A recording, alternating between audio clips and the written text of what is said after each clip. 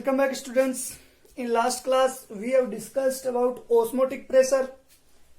So on the basis of osmotic pressure we can say that there are three type of solutions. First one is isotonic solution. Clear? Next we can say that hypertonic solution.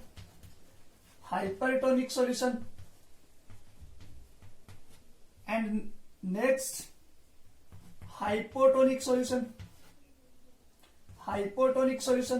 Clear? So what is osmotic pressure we have discussed in last class. Now we are going to classify the solution on the basis of osmotic pressure. So on the basis of osmotic pressure we can say that there are three type of solutions. First one is isotonic. What is isotonic solution? If we are comparing two solutions, solution first and solution second. Clear? We are comparing two solutions on the basis of osmotic pressure. If there are equal osmotic pressure, we have represented osmotic pressure to the pi. If both solutions have equal osmotic pressure, then we can say that these solutions are isotonic solution. Clear? If osmotic pressure of two solutions are equal, then these solutions are known as isotonic solution. These solutions are called isotonic solution. Clear? If we found that solution 1 have more osmotic pressure than solution second, clear? Then we can say that solution 1 is hypertonic. Hypertonic means high osmotic pressure. Clear? So we can say that solution 1 is hypertonic in compared to the solution second. Yes or not? Solution second have higher osmotic pressure, solution second have lower osmotic pressure. Clear? Then high osmotic pressure solution called as hypertonic in compared to solution second, and solution second called hypotonic in compared to solution 1. Yes or not?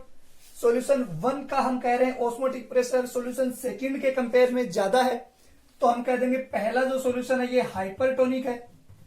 देखिए hyper हो या hypo हो, ये हम किसी के compare में ही कह सकते हैं. ऐसे हम नहीं कहेंगे कौन हाइपर कौन हाइपो.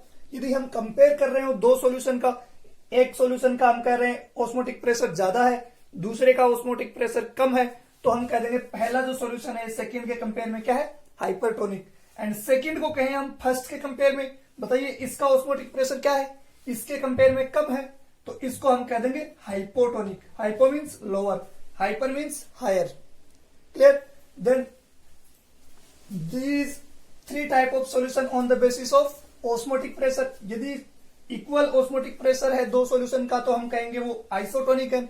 यदि एक का दूसरे कंपेयर में ज्यादा है, higher osmotic pressure, then it is called as hypertonic. And जिसका कम होगा ज्यादा वाले के कंपेयर में, तो ये हो जाएगा हाइपोटोनिक. क्लियर? ये डेफिनेशन अपने को लर्न करनी है. इसके बाद में हम कहें जैसे एक न्यूमेरिकल देखना चाहें, इस हाइपो हाइपरटोनिक का मतलब क्या है, तो एक न्यूमेरिकल लेते हैं. आइसोटोनिक के लिए कह देते हैं क्वेश्चन, हम कह रहे हैं दो सॉल्यूशंस हैं जिनका एक के बारे में हमें पता नहीं है. फर्स्ट हम कह रहे हैं 10% W/V solution is isotonic to 5% W/V urea solution. Clear?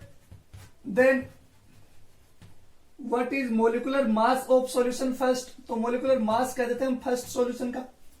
First solution है, इसका मतलब इसके अंदर सोल्यूट मिक्स्ड है, और सोल्यूट की वजह से हम कह रहे हैं हाइपो आइसो या हाइपरटोनिक होता है. यस और नॉट?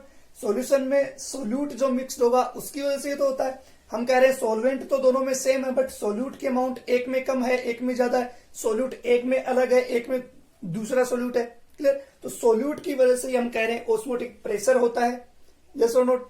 तो हम कह रहे हैं एक सॉल्यूशन है वो तो 10% W/V सॉल्यूशन है, जिसका हमें पता नहीं है सोल्यूट क्या है उसके अंदर। दूसरा हम कह रहे हैं 5% WV यूरिया सॉल्यूशन है। क्लियर। तो हम कह रहे हैं जो अपने को पता नहीं है इस सोल्यूट का मोलिकुलर वेट कितना होगा, इस सोल्यूट का मोलिकुलर वेट पूछा जा रहा है अपने से। क्लियर।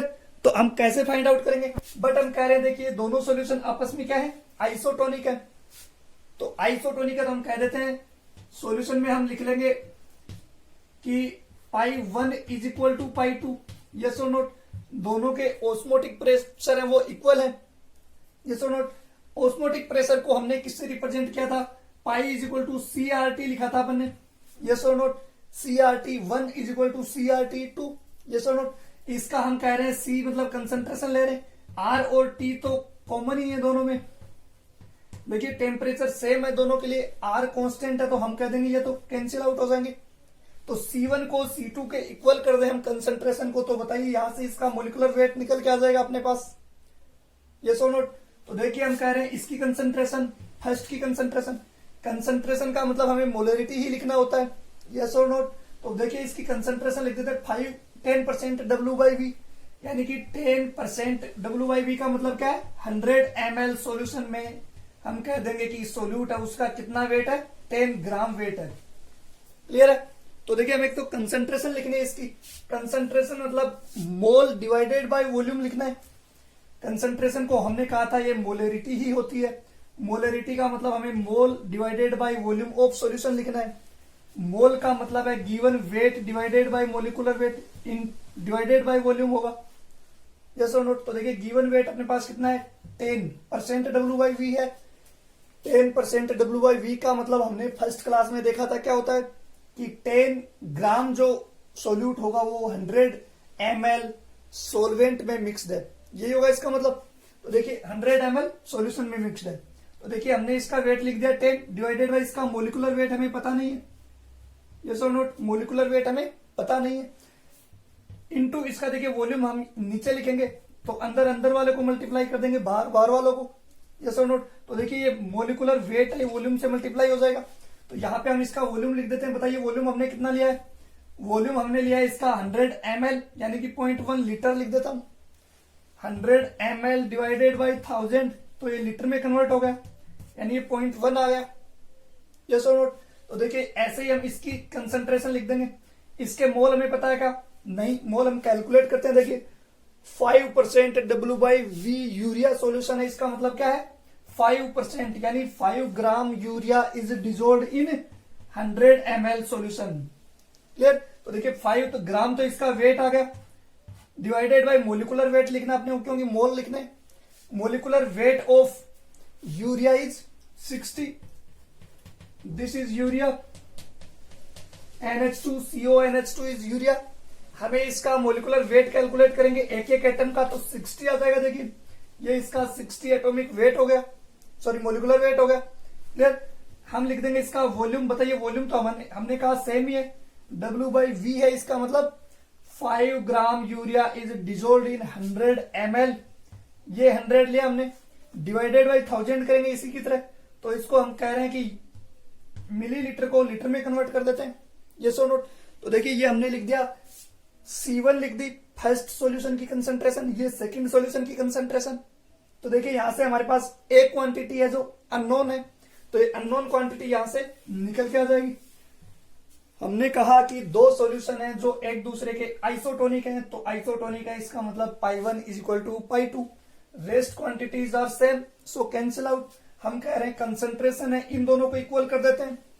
फर्स्ट की concentration C1 is equal to C2 लिखा। कंसंट्रेशन का मतलब हमें मोलरिटी लिखना है, यानी मोल डिवाइडेड बाय वॉल्यूम लिखना है। यस और नोट। मोल अपने पास है नहीं तो अपन निकालेंगे, यानी given weight 10 gram divided by molecular weight into volume लिख दिया। ऐसे ही given weight 5 gram divided by 60, इसका मोलिकुलर वेट अपने को पता है, डिवाइडेड बाय क्या हो जाएगा 0.1। अपने पास क्या आ गया, इसका वॉल्यूम आ गया। तो देखिए यहां से इजीली हम कह रहे हैं ये वॉल्यूम से वॉल्यूम कैंसिल आउट हो गया। यस और नोट। हम मोल इसके मोलिकुलर वेट को उधर ले जाते हैं तो देखिए क्या आ जाएगा अपने पास, molecular weight is equal to ये आपस में मल्टीप्लाई हो जाएंगे। तो 60 इंटू 10 और ये 5 इससे मल्टीप्लाई होगा, तो हम कह रहे हैं इसको डिवाइड कर देंगे। तो देखिए यहां से अपने पास मोलिकुलर वेट इसका कितना निकल के आ गया 120 ग्राम। 120 ग्राम में इसका क्या आ गया अपने पास मोलिकुलर वेट। क्लियर है? ऐसे अपन न्यूमेरिकल सोल्व कर लेंगे, हाइपोटोनिक, आइसोटोनिक या हाइपरटोनिक के न्यूमेरिकल सोल्व कर लेंगे। क्लियर है? नेक्स्ट हम कह रहे हैं इस ऑस्मोसिस से रिलेटेड एक टर्मिनोलॉजी और है, reverse osmosis. Reverse osmosis, so what is reverse osmosis? Osmosis, देखिए रिवर्स का मतलब है उल्टा, यानी ये ऑस्मोसिस का क्या हो जाएगा, उल्टा हो जाएगा। रिवर्स ऑस्मोसिस, रिवर्स ऑस्मोसिस का मतलब आरओ। अब तो नाम सुना सुना लग रहा होगा, आरओ वाटर आप पीते हो, हर जगह आरओ लगा होता है। आरओ मतलब रिवर्स ऑस्मोसिस होता है, यानी वाटर को प्यूरिफाई करने के काम आता है। होता क्या इसमें, देखिए ऑस्मोसिस का उल्टा होता है इसमें, रिवर्स ऑस्मोसिस। रिवर्स ऑस्मोसिस, देखिए रिवर्स का मतलब ऑस्मोसिस का उल्टा होगा। हम कह रहे हैं ऑस्मोसिस क्या होता है, ऑस्मोसिस ये होता है, हम कह रहे हैं एक तरफ प्योर सॉल्वेंट है, एक तरफ सॉल्यूशन है जिसके अंदर सोल्यूट मिक्स्ड है। हमने इसके बीच में ये सेमी परमेबल मेम्ब्रेन लगा दी। तो देखिए सेमी परमेबल मेम्ब्रेन के थ्रू क्या होता है, सेमी परमेबल मेम्ब्रेन के थ्रू हम कह रहे हैं कि सॉल्वेंट के मोलिक्यूल है ये अपनी हायर कंसंट्रेशन से लोअर कंसंट्रेशन की ओर जाते हैं। ये सो नोट, यानी हम कहते हैं सोल्यूट के पार्टिकल है वो अपनी लोअर कंसंट्रेशन से हायर कंसंट्रेशन की ओर जाते हैं। ऑस्मोसिस की डेफिनेशन अपने पढ़ी थी, यही थी। हम कह रहे थे इसको रोकने के लिए जितना प्रेशर लगाएंगे उसको हमने कहा था ऑस्मोटिक प्रेशर। यस और नोट। दूसरा हम कह रहे हैं इस ऑस्मोटिक प्रेशर के अपोजिट, इस ऑस्मोसिस को रोकने के लिए हम इसके अपोजिट प्रेशर लगा दें, इसको रोकने के लिए अपोजिट प्रेशर लगा दें। देखिए जितना प्रेशर इसको रोकने के लिए लगा रहे थे वो तो ऑस्मोटिक प्रेशर होगा, लेकिन हम प्रेशर इतना लगा रहे हैं, कितना प्रेशर लगा रहे हैं, ताकि हम कह रहे हैं कि जो ऑस्मोसिस की डायरेक्शन थी यही अपोजिट हो जाए, रिवर्स हो जाए।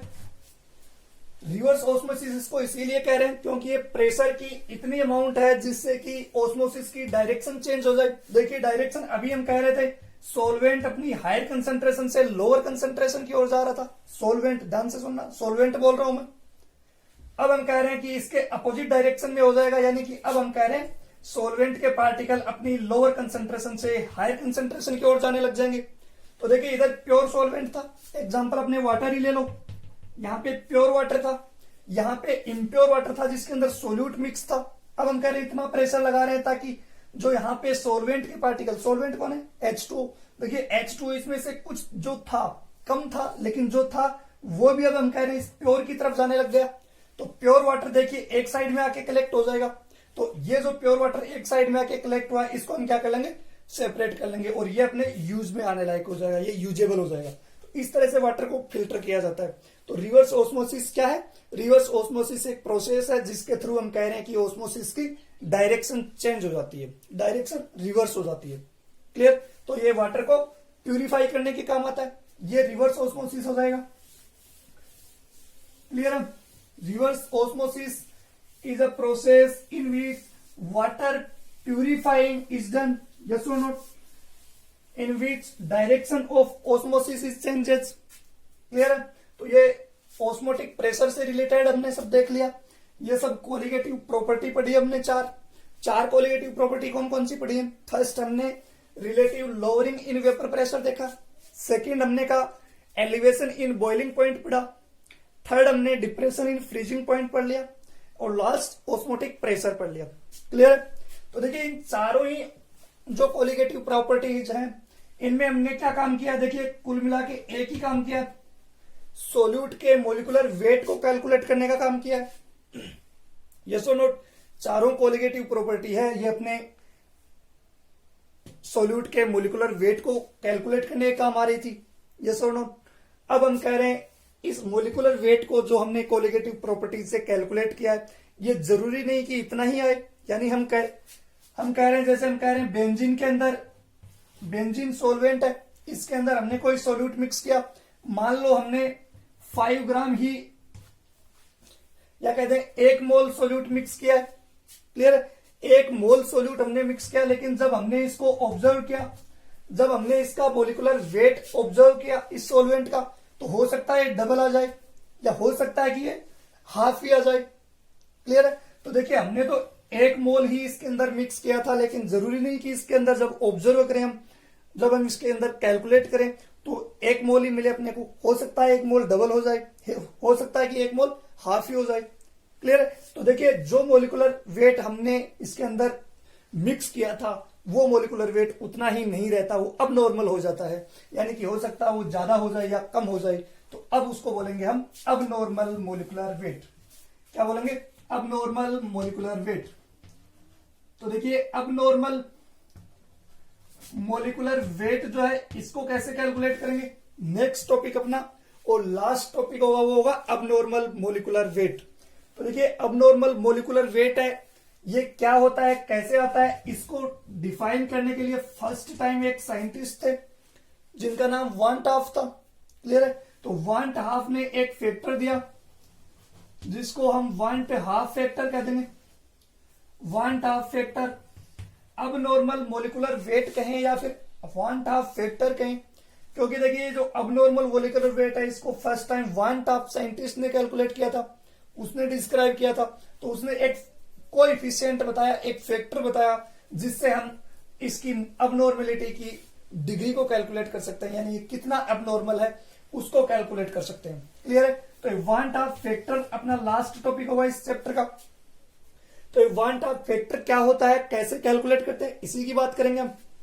क्लियर है? वान टाफ ने एक फैक्टर दिया था, एक कोएफिशिएंट दिया था जिसको आई से रिप्रेजेंट किया था। क्लियर है? वान टाफ फैक्टर कह दें या आई कह दें एक ही बात है, आई से रिप्रेजेंट करेंगे।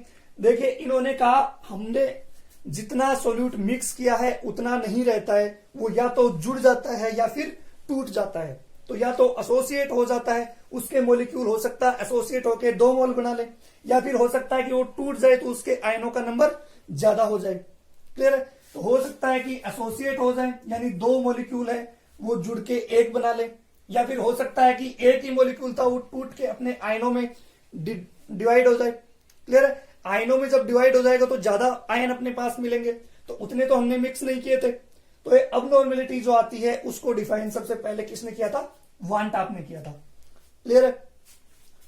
तो देखिए वान टाफ ने क्या कहा था, ये सारी जो कोलिगेटिव प्रॉपर्टी है इनमें हम कैसे कैलकुलेट करेंगे। तो देखिए सारी कोलिगेटिव प्रॉपर्टीज को मैं लिख देता हूं आई। वान टाफ फैक्टर हम कैसे कैलकुलेट करेंगे, आई इज इक्वल टू हम कह रहे observed property, observed colligative property लिख देता हूं मैं, colligative property, observed colligative property divided by theoretical. Theoretical का मतलब है हमने पहले कितना लिया है, थ्योरेटिकल कोलिगेटिव प्रॉपर्टी। ये आई जो है हम इसको ऐसे ही कैलकुलेट करेंगे। आई जो है अपने पास वान टाफ फैक्टर है, इसी को ऐसे ही कैलकुलेट करेंगे, observed colligative property divided by theoretical colligative property. इसी का उल्टा होता है, देखिए हमने जहां भी कैलकुलेट किया चारों कोलिगेटिव प्रॉपर्टी में, चारों कोलिगेटिव प्रॉपर्टी के इनवर्सली प्रोपोर्शनली था सोल्यूट का मोलिकुलर वेट। तो यदि मोलिकुलर वेट की टर्म्स में इसको कैलकुलेट करना चाहें तो ये इंपॉर्टेंट है, ध्यान रखना। यदि ऑब्जर्व्ड, हमने ऑब्जर्व्ड कोलिगेटिव प्रॉपर्टी ऊपर लिखी है, हम कह रहे हैं इसके इनवर्सली प्रोपोर्शनल होता है मोलिकुलर वेट, तो मोलिकुलर वेट के रेफरेंस में हम इसको कैलकुलेट करना चाहें तो हम कह रहे हैं ऑब्जर्व बाय डिवाइड, थ्योरेटिकल नहीं आएगा अपने पास, अब क्या आ जाएगा, थ्योरेटिकल ऊपर आ जाएगा, theoretical molecular weight. Molecular weight की टर्म्स में कर रहे हैं इस बार, तो देखिए इस बार उल्टा हो जाएगा, theoretical molecular weight divided by observed molecular weight, observed molecular weight. Yes और नोट, ये कैसे होता है अभी बात करेंगे, अभी केवल इतना ही ध्यान रखिए। हम कह रहे हैं अपने पास ना तो एसोसिएशन हुआ है ना डिसोसिएशन हुआ है, हमने सोलवेंट लिया, सोलवेंट लिया उसके अंदर सोल्यूट मिक्स कर रहे हैं। क्लियर है? तो हमें पता है कितना सोल्यूट मिक्स कर रहे हैं, तो अभी ये इससे ना तो जुड़ा है ना ही टूटा है। अब हम कह रहे हैं इस सोल्यूट को इसके अंदर मिक्स कर दें, तो पहले अपने को पता था थ्योरेटिकली ये कितना है, तो उसको हम कहेंगे थ्योरेटिकल इसका वेट कह देंगे। क्लियर है? हम कह रहे हैं थ्योरेटिकल, लेकिन अब इसमें मिक्स करने के बाद में हमने ऑब्जर्व किया, हमने प्रेक्षित किया, एक्सपेरिमेंटली हमने इसको क्या किया, फाइंड आउट किया कि अब कितना बच रहा है। तो अब हमें पता चला कि या तो इसमें ऐड हो गया या फिर इसमें टूट गया। आगे देखेंगे हम इसके 2 टाइप्स, कैसे ऐड होता है कैसे टूटता है। तो हम कह रहे हैं कि यदि सॉल्वेंट में मिक्स करने के बाद में ये या तो एसोसिएट हो जाए, जुड़ जाए, या डिसोसिएट हो जाए, टूट जाए, तो हम कह रहे हैं इसके जो मोलिकुलर वेट है वो चेंज हो जाएगा। इसीलिए अब हम इनको क्या कह रहे हैं, इसीलिए अब हम कह रहे हैं अब नॉर्मल मोलिकुलर वेट। तो इस अब नॉर्मल मोलिकुलर वेट के एग्जाम्पल देखिए, जैसे हमने कहा बेंजीन ली हमने, ये बेंजीन सॉल्वेंट है, बेंजीन के अंदर हमने मिक्स किया मान लो एसिटिक एसिड, ये एसिटिक एसिड है CH3COOH। जब हम कह रहे हैं बेंजीन के 1 लीटर में हम 1 मोल एसिटिक एसिड को डिजोल्व कर रहे हैं, तो देखिए डिजोल्व करते टाइम तो ये 1 मोल ही है, एक मोलिक्यूल ले लेता हूं मैं मान एग्जाम्पल के लिए समझ लो, 1 मोलिक्यूल लिया, लेकिन ये हाइड्रोजन बॉन्ड बना लेता है बेंजीन के अंदर, इसलिए देखिए अब 1 मोल जो ये था एसिटिक एसिड, अब इसके 2 मोलिक्यूल बन जाते हैं CH3COH, ये दोनों आपस में क्या हो जाते हैं, जुड़ जाते हैं। देखिए दोनों में हाइड्रोजन बॉन्डिंग है, ये ऐसे रहता है C double bond OH, yes और नोट, ये CH3COH के मोलिक्यूल देखिए ऐसे रहते हैं। तो देखिए ऐसे दोनों मोलिक्यूल होते हैं, ये क्या हो जाएंगे, देखिए इससे बॉन्ड बना लेगा ये हाइड्रोजन, इससे क्या बना लेगा, हाइड्रोजन बॉन्ड बना लेगा।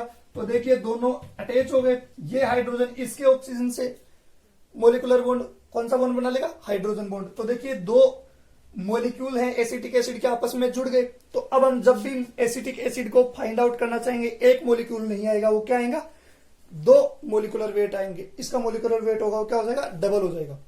क्लियर है, यानी इसने हाइड्रोजन बॉन्ड बनाने की वजह से देखियो एसोसिएट हो गए। ऐसा ही हम कह रहे हैं, जैसे मान लो कि वाटर के अंदर NaCl ले रहे हैं, तो NaCl में देखिए कोई आयन नहीं है अभी, तो ये NaCl का एक ही आयन है, इसको अंदर वाटर में डिजोल्व कर देंगे तो ये अपने आयनों में टूट जाएगा Na+ और Cl- में। तो देखिए अब अपने पास 2 अलग अलग क्या आ गए, आयन आ गए, देखिए डबल आयन हो गए। तो डिसोसिएट होने की वजह से आयन कितने हो गए, डबल। ऐसे हम कह रहे हैं एसिटिक एसिड है वो क्या हो गया, 2 मोलिक्यूल बन गए आपस में, 2 मोलिक्यूल आपस में एसोसिएट हो गए। क्लियर है, तो ऐसे ही हम कह रहे हैं एसोसिएट या डिसोसिएट होने की वजह से मोलिकुलर वेट में क्या आता है, चेंज आता है, जिसको हम कह रहे हैं अब नॉर्मल मोलिकुलर वेट। क्लियर, तो देखिए इस वांट ऑफ फैक्टर से हम कह रहे हैं अब नॉर्मेलिटी को कैलकुलेट करेंगे मोलिकुलर वेट में। तो कैसे कैलकुलेट करेंगे, यदि कोलिगेटिव प्रॉपर्टी के रेफरेंस में हम देखना चाहें तो ऑब्जर्व्ड डिवाइडेड बाय थ्योरेटिकल आएगा, यही ऐसे ही याद रखना अपने को, observed colligative property divided by theoretical colligative property. इस मोलिकुलर वेट की चलो हम बाद में बात करते हैं। तो देखिए अपने पास कोलिगेटिव प्रॉपर्टी कौन कौन सी हो सकती है, कोलिगेटिव प्रॉपर्टी कौन कौन सी हो सकती है। हम कह रहे हैं कि कोलिगेटिव प्रॉपर्टी फर्स्ट अपन ने ली थी relative lowering in vapour pressure. कैसे डिफाइन किया था हमने, तो पहले लिख देंगे observed relative lowering in vapour pressure. कैसे लिखा था, observed relative lowering in vapour pressure ऐसे आई थी, यस और नोट, यही थी। तो ऑब्जर्व लिख दिया हमने, डेल्टा P/P0 को अपने relative lowering in vapour pressure कहा था, डिवाइडेड बाय थ्योरेटिकल लिख देते हैं अपन, theoretical relative lowering in vapour pressure को फिर से डेल्टा P/P0 लिख देता हूं, यस और नोट। डेल्टा P मतलब लोअरिंग हो गई, हमने डिनोमिनेटर में P0 लिख दिया, इसका मतलब अपने पास ये क्या है, relative lowering in vapour pressure. First ये पढ़ी थी, सारों की देखिए डेफिनेशन तो एक ही होगी तो वैल्यू इक्वल आएगी। फिर से हम कह दें ऑब्जर्व्ड सेकंड कोलिगेटिव प्रॉपर्टी लिखी थी हमने, elevation in boiling point. Second देखिए एलिवेशन इन बॉइलिंग पॉइंट को हमने क्या लिखा था, डेल्टा TB, यस और नोट। तो ऑब्जर्व्ड डेल्टा TB लिख देता हूं, डिवाइडेड बाय थ्योरेटिकल लिख देता हूं, थ्योरेटिकल डेल्टा TB। इसका मतलब क्या है, इसका मतलब यह है कि observed elevation in boiling point divided by theoretical elevation in boiling point. Second colligative property हमने यही पढ़ी थी लास्ट क्लास में। ऐसे ही हम कह दें, चलिए नीचे लिख देता हूं, ऐसे ही I के इक्वल लिख दूं। देखिए चारों कोलिगेटिव प्रॉपर्टी हमने फॉर्मूला पहले अप्लाई कर दिया, अब तो हम चारों कोलिगेटिव टर्म प्रॉपर्टी की टर्म्स में इसको लिख रहे हैं। क्लियर है, तो अब हम कह देंगे थर्ड कोलिगेटिव प्रॉपर्टी अपने पास क्या थी, डिप्रेशन इन फ्रीजिंग पॉइंट। तो लिख देंगे observed depression in freezing point को किससे लिखा था, डेल्टा TF से लिखा था, यस और नोट। तो observed delta TF divided by theoretical delta TF लिख दूंगा मैं, यस और नोट। थ्योरेटिकल डेल्टा TF लिख देता हूं, TF का मतलब, डेल्टा TF का मतलब डिप्रेशन इन फ्रीजिंग पॉइंट आ गया, यस और नोट। ऐसे ही हम कह देंगे लास्ट कोलिगेटिव प्रॉपर्टी हमने पढ़ी थी ऑस्मोटिक प्रेशर, तो लिख देंगे observed observe pi divided by theoretical pi. Clear है? थ्योरेटिकल पाई, पाई मीन्स ऑस्मोटिक प्रेशर। तो ये चारों कोलिगेटिव प्रॉपर्टी की टर्म्स में अपने पास वन टाफ फैक्टर आ गया। हमें इन सब से मतलब ही नहीं है, ज्यादा लर्न नहीं करना, हमें तो केवल इतना ध्यान रखना है कि यदि वन टाफ फैक्टर लिखना है तो observe colligative property divided by theoretical colligative property लिखना है। क्लियर है? हमने कहा था यदि मोलिकुलर वेट की टर्म्स में हमें दे दे कि ऑब्जर्व मोलिकुलर वेट इतना है, थ्योरेटिकल पहले इतना था, ये सो नोट, तो हम कह देंगे कि वो वहां पे उल्टा हो जाएगा, अपोजिट हो जाएगा, क्योंकि कोलिगेटिव प्रॉपर्टी है वो मोलिकुलर वेट के इनवर्सली प्रोपोर्शनल होती है। तो हम थ्योरेटिकल को ऊपर लिख देंगे, theoretical molecular weight divided by observed molecular weight. Clear है? तो ये हो गया अपने पास वन टाफ फैक्टर। ये एसोसिएशन या डिसोसिएशन में कैसे फर्क पड़ता है इसकी अपन कैलकुलेशन करेंगे। तो हम कह रहे हैं कि अपने को कैसे पता चलेगा एसोसिएट हो रहा है डिसोसिएट हो रहा है। तो देखिए एसोसिएट होता है तो आई की वैल्यू अपने पास क्या हो जाएगी, देखिए आई की वैल्यू हम कह रहे हैं एसोसिएट हो गया तो लेस देन 1 आ जाएगी। यस और नोट? यदि आई की वैल्यू 1 आ रही है अपने पास, इसका मतलब ना तो एसोसिएशन हो रहा है ना ही डिसोसिएशन हो रहा है। हम कह रहे हैं आई की वैल्यू मोर देन 1 आ रही है, इसका मतलब देखिए हमने क्या लिया, ऑब्जर्व डिवाइडेड बाय थ्योरेटिकली तो लिया, यानी पहले ऑब्जर्व का मतलब क्या है अपने पास बाद वाला है, जबकि थ्योरेटिकल का मतलब पहले वाला है। यानी जब हमने सॉल्यूट को मिक्स नहीं किया है उससे पहले का वो थ्योरेटिकल है, सॉल्यूट को सॉल्वेंट में मिक्स कर दिया है उसके बाद में जो अपन कैलकुलेट कर रहे हैं वो ऑब्जर्व है। यस और नोट? तो हम कह देंगे आफ्टर मिक्सिंग का मतलब सॉल्यूट को सॉल्वेंट में मिक्स कर रहे हैं आफ्टर मिक्सिंग, और नीचे थ्योरेटिकल है इसका मतलब बिफोर मिक्सिंग। यस और नोट? तो ये आफ्टर मिक्सिंग हो जाएगा और ये बिफोर मिक्सिंग हो जाएगा। मोलिकुलर वेट में हम इसको अपोजिट कर देते हैं, ध्यान रखना है अपने को, केवल एक कोलिगेटिव प्रॉपर्टी वाला ध्यान रखना है, बाकी हम कह देंगे मोलिकुलर वेट का इसके जस्ट अपोजिट हो जाएगा। क्लियर? तो अब हम कह रहे हैं देखिए आई की वैल्यू 1 के इक्वल है, इसका मतलब ना एसोसिएशन हुआ ना डिसोसिएशन हुआ। देखिए ये 1 आ रहा है, इसका मतलब theoretical is equal to observed आ जाएगा। मैं इसको एक बार रिमूव कर देता हूं। देखिए अब आई की वैल्यू यदि 1 आ गई, आई इज इक्वल टू 1 आ गया, इसका मतलब थ्योरेटिकल डिवाइडेड बाय ऑब्जर्व्ड था, तो ये दोनों इक्वल हो जाएंगे। आई की वैल्यू 1 आएगी तो observed is equal to theoretical आ जाएगा। इसका मतलब ना तो एसोसिएशन हुआ ना ही डिसोसिएशन हुआ। जैसे नोट, आई की वैल्यू मान लो कि अपने पास मोर देन 1 आ रही है, मोर देन 1 आ गई, ज्यादा आ गई, इसका मतलब ऊपर वाली क्वांटिटी ज्यादा है और नीचे वाली क्वांटिटी कम है। ऊपर वाली क्वांटिटी यानी अपने पास आफ्टर मिक्सिंग यानी मिक्स करने के बाद में ज्यादा हो गया, तो कैसे हो सकता है ज्यादा, बताइए। जब आयनों में टूट जाएगा, ये मान लो NaCl ही था अपने पास, यहाँ पे आयन कितने हैं, 1 आयन है। हम कह रहे हैं इसमें बाद में भी यदि ये 1 ही रहा, इसका मतलब ना तो ये टूटा और ना ही जुड़ा। क्लियर? तो देखिए अब हम कह रहे हैं यदि ये मिक्स करने के बाद में NaCl को सोलवेंट में मिक्स करने के बाद में यहां से अपने पास 2 आयन आ गए, इसका मतलब ये टूटा तभी तो 2 बने, यानी डिसोसिएट हुआ। तो देखिए मोर देन 1 कब आएगा, जब अपने पास क्या हो, डिसोसिएशन हो। डिसोसिएशन होगा तो मोर देन 1 आएगा आई की वैल्यू। यस और नोट? आई की वैल्यू मोर देन 1 आएगी यदि डिसोसिएशन हो। आई की वैल्यू देखिए लेस देन 1 आएगी यदि अपने पास क्या हो, एसोसिएशन हो।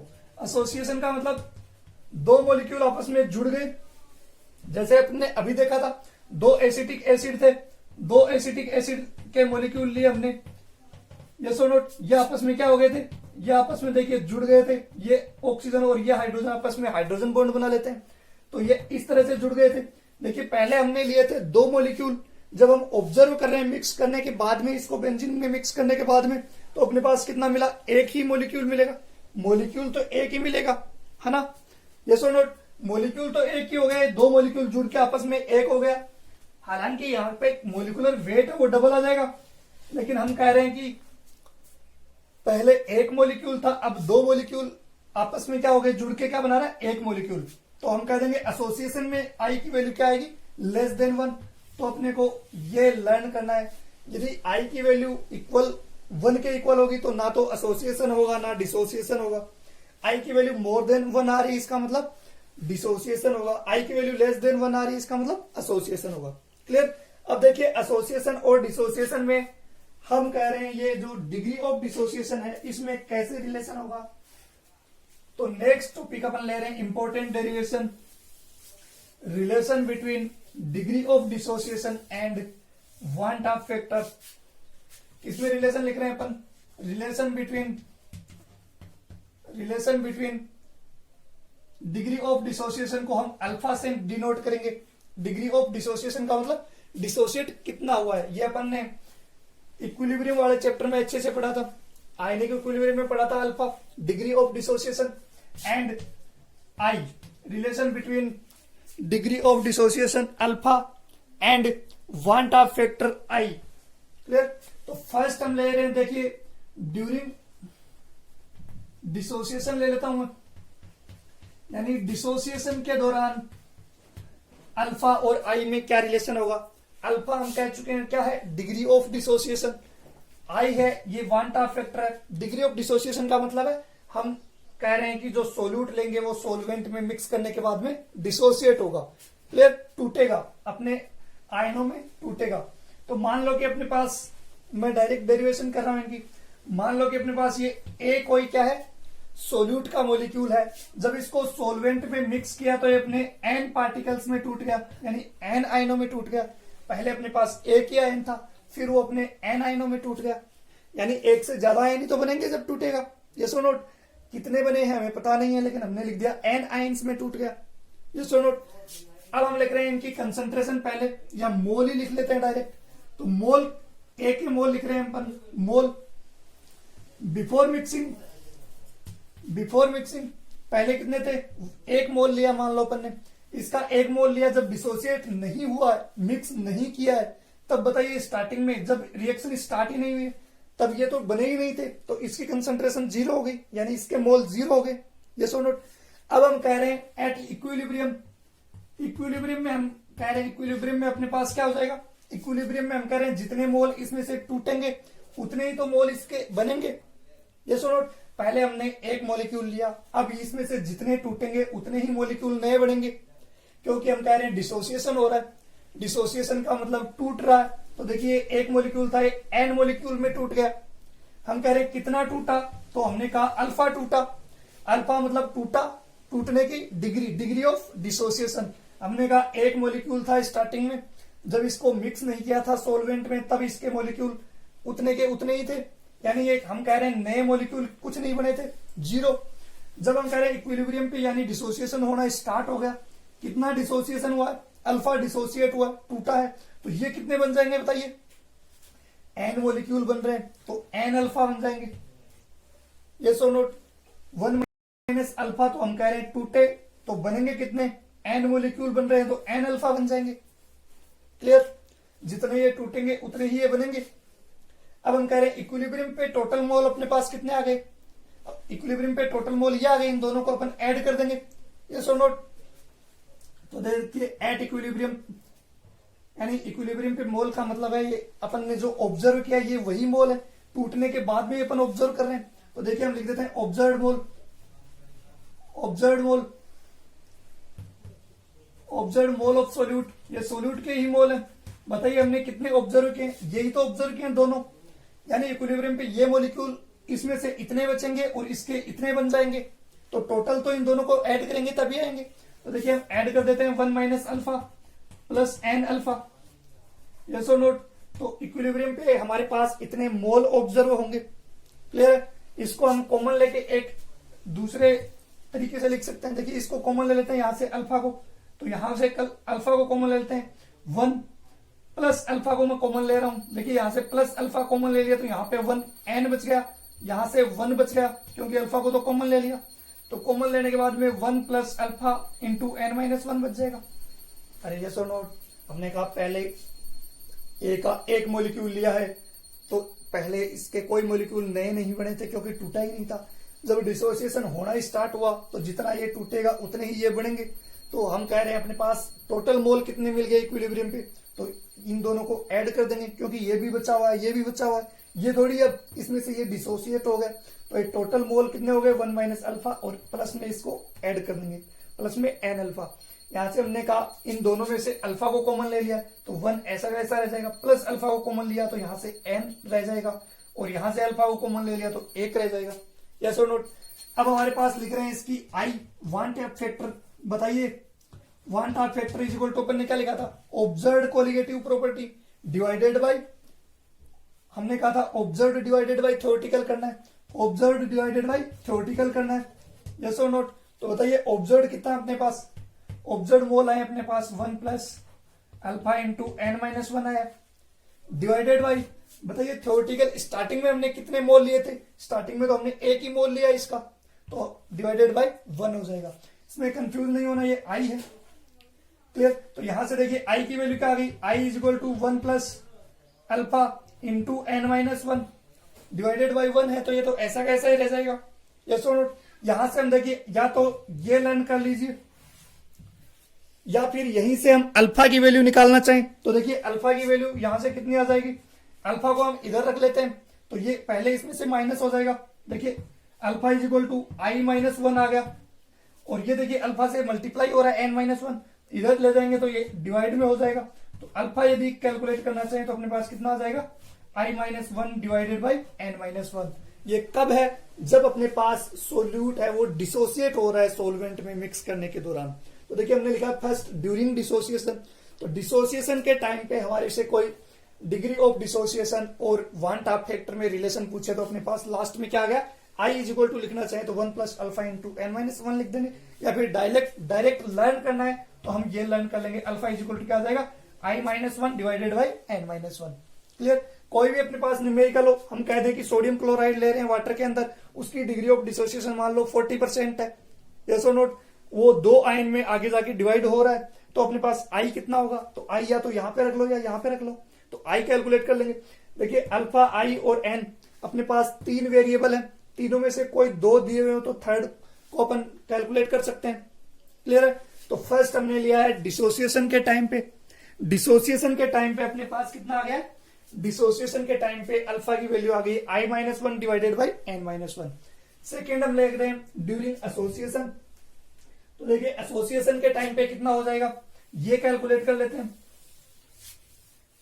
एसोसिएशन के टाइम पे हम कह रहे हैं कैसे चेंज होगा, तो देखिए एसोसिएशन में अल्फा और आई में क्या रिलेशन आएगा, एसोसिएशन का मतलब एन मोलिक्यूल लिए अपन ने पहले, वो जुड़ के क्या बन गए, ए एन बन गए। यानी देखिए पहले अब यहाँ पे मोलिक्यूल कितना, एक, ये पहले एन मोलिक्यूल थे, यस और नोट, एन मोलिक्यूल हैं वो हम कह रहे हैं जुड़ के एक मोलिक्यूल बन गया, यानी एसोसिएशन हो गया।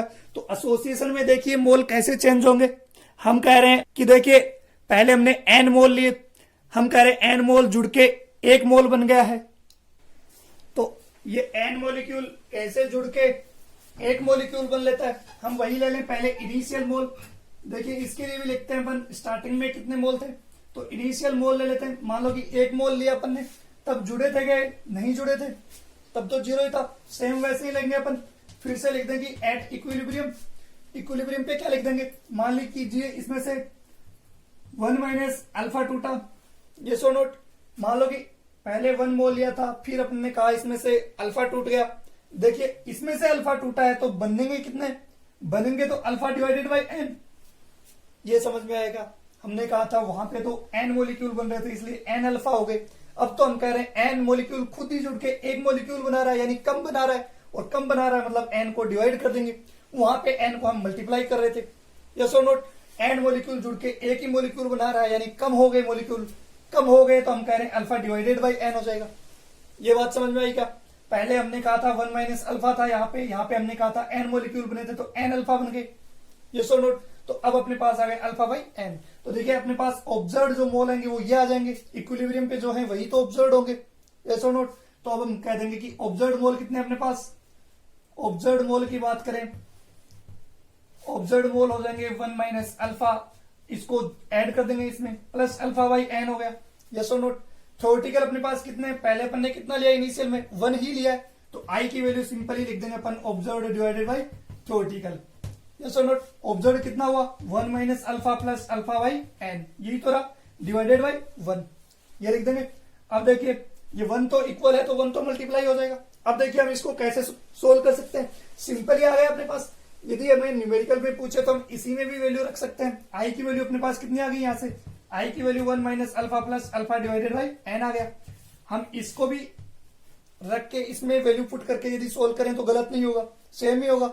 हम कह रहे हैं यदि अल्फा अल्फा देखिए दो जगह आ रहे हैं, इसको अल्फा और आई में रिलेशन लिखे तो अल्फा की आई के टर्म्स में अल्फा का रिलेशन लिखे तो क्या कर देंगे, देखिए इसको थोड़ा और सोल्व कर लेते हैं। सोल्व करने में अपने पास क्या आएगा, देखिए अभी तक हमने सिंपली वही किया, एक मोल लिया। अब हम कह रहे हैं एन मोलिक्यूल जुड़ के एक मोल बनाया है तो ये अल्फा बाई एन हो जाएगा। इक्विलिब्रियम पे अपने पास इतने मोल आ गए 1 minus alpha plus alpha by N. Clear. तो देखिए अब अपने पास ऑब्जर्व ये हो गए डिवाइडेड बाई थ्योरेटिकल पहले 1 ही लिया था इसलिए 1 आ गया। अब हम कह रहे आई की टर्म्स में ये वैल्यू आ गई, इसको थोड़ा और सोल्व करें जैसे हमने पहले किया था डिसोसिएशन में, वैसे लिखना चाहें तो बताइए कितना हो जाएगा। इसको कॉमन ले लेंगे बस, अपने पास यहां से आ गया है आई इज इक्वल टू आया 1 minus alpha plus alpha by N, ये आया है। तो देखिए इसको थोड़ा सा सोल्व कर लेते हैं अपन, क्या जाएगा इसको हम वैल्यू को उधर ले आते हैं तो इस वैल्यू को इधर लाएंगे, 1 को उधर ही रहने देते हैं तो क्या जाएगा अपने पास alpha plus alpha by n को इधर ले आए इज इक्वल टू ये 1 ऐसा का ऐसा रहेगा क्योंकि ये माइनस का था तो प्लस का हो गया।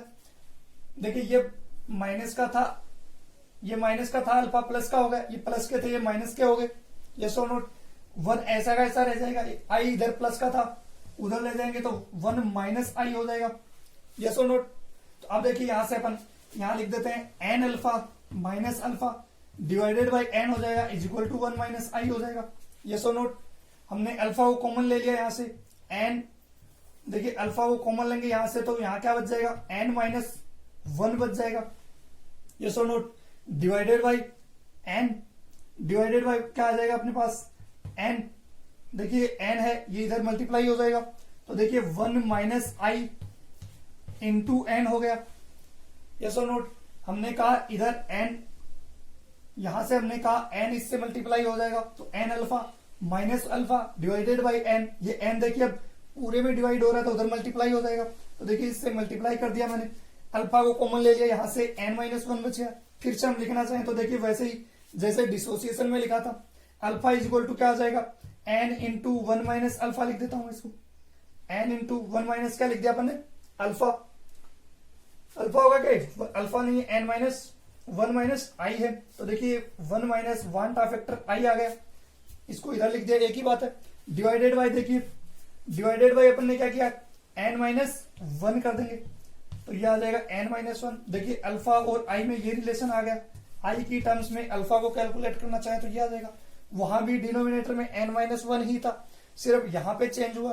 क्लियर। तो कैसे कैलकुलेट किया अपन ने देख लिया, एसोसिएशन में अल्फा बाई एन हो जाएगा और वहां पे एन अल्फा हो रहा था, बस इतना सा चेंज आया था, बाकी डेरिवेशन तो अपन कर लेंगे सिंपल ही हो जाएगी। अब देखिए कोई अपने को एग्जांपल दे दे, जैसे हम कह रहे हैं वही एसिटिक एसिड को बेंजीन में लिया, मान लो कि 2 मॉलिक्यूल अपन ने स्टार्टिंग में लिए, 2 मॉलिक्यूल ऐड होके एक मॉलिक्यूल बना रहा है। क्लियर। तो उसकी डिग्री ऑफ एसोसिएशन अपने पास अल्फा दे रखी है 40%। क्लियर। मॉलिक्यूल दे दिए, बताइए इसका वांट ऑफ फैक्टर कितना होगा, तो सिंपली हम यहाँ पे भी वैल्यू पुट कर सकते हैं, यहां से भी कैलकुलेशन कर लेंगे। थोड़ा इजी बनाने के लिए हमने इसको ऐसे लिख लिया है, तो इसमें वैल्यू पुट करें या इसमें करें आंसर सेम ही आना है। क्लियर। तो कोई भी 2 वैल्यू अपने पास दी हुई हो तो तीसरी को कैलकुलेट कर सकते हैं, चाहे मॉलिक्यूल का नंबर हो, चाहे अपने पास वांट ऑफ फैक्टर हो, चाहे डिग्री ऑफ एसोसिएशन या डिसोसिएशन हो। इस बार अपन किसके लिए ले रहे हैं डिसोसिएशन, इस बार ले रहे हैं अपन एसोसिएशन के लिए। तो देखिए अपने को यदि लर्न करना है तो ये लर्न करना है।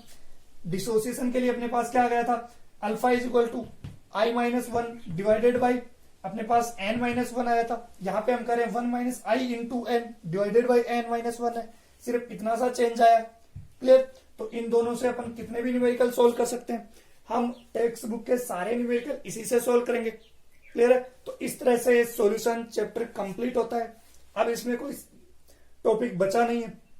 नेक्स्ट अपन इलेक्ट्रोकेमिस्ट्री की बात करेंगे, न्यूमेरिकल पोर्शन हम नेक्स्ट क्लास में डिस्कस करेंगे, या फिर न्यूमेरिकल आपको सोल्व करके भेज दिए जाएंगे। क्लियर।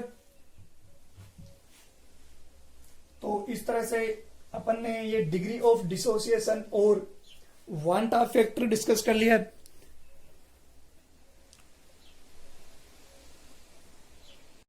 हमने कहा डिसोसिएशन के लिए अपने पास वांट ऑफ फैक्टर और अल्फा में क्या रिलेशन आया था, alpha is equal to I minus one divided by N minus one लिख रहे थे। जबकि हम कह रहे हैं एसोसिएशन के लिए अपने पास एन माइनस वन, देखिए डिनोमिनेटर तो सेम ही रहेगा, डिनोमिनेटर सेम है एन माइनस वन, हम यहाँ कह रहे हैं एन इंटू वन माइनस आई आ रहा है, जबकि यहाँ पे हम कह रहे हैं आई माइनस वन आएगा। क्लियर है? तो ये एसोसिएशन और डिसोसिएशन में डिग्री ऑफ डिसोसिएशन और एसोसिएशन में वांट ऑफ फैक्टर और अल्फा में रिलेशन का यही फॉर्मूला अपने को लर्न करना है, यदि लर्न करना है तो। अदरवाइज हमने सिंपल टर्म्स में इसको कैलकुलेट किया है, डिराइव किया है, तो अपन डेरिवेशन भी इजीली कर सकते हैं। क्लियर है? चलिए, थैंक यू।